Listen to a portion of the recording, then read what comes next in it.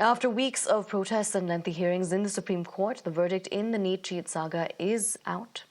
Now, the top court has refused to comply with the petitioner's demand of conducting a retest. While the court acknowledged that a paper leak occurred in Patna and Hazaribagh, there was not enough evidence to suggest that the leak was large-scale or that the sanctity of the exam was compromised, which is what the Supreme Court had said was needed in order to conduct a retest. Now, as for the dispute over the ambiguous physics question, in which two options were correct, the matter has now been settled. The top court has accepted the findings of IIT Delhi panel, which has said that there can only be one correct answer, and has now asked the National Testing Agency to revise the marks on the basis of only one correct answer. Now, the order will have serious ramifications for 4.22 lakh students and 44 toppers who were among those awarded grace marks for this question.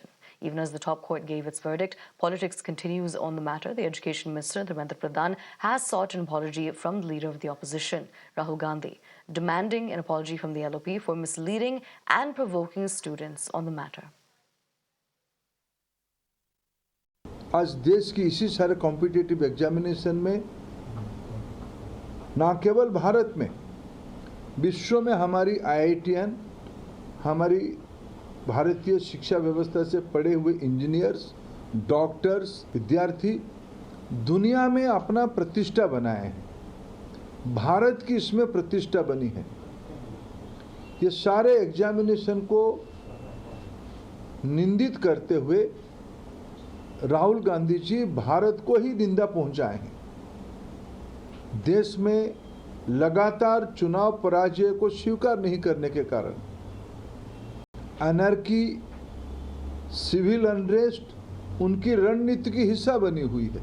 इन सबको मैं appeal करना चाहता हूं, कम से कम देश की नौजवानों को, देश के विद्यार्थियों को, उनकी अभिभावकों को वो माफ़ी मांगना चाहिए कि आपने देश को ठेस पहुंचाया है, देश में अनर्की खड़ा करना चाहे, देश में एक सिविल अनरेस्ट हो, ये उसके आपने षड्यंत्र किया, देश आपको माफ़ नहीं करेगा।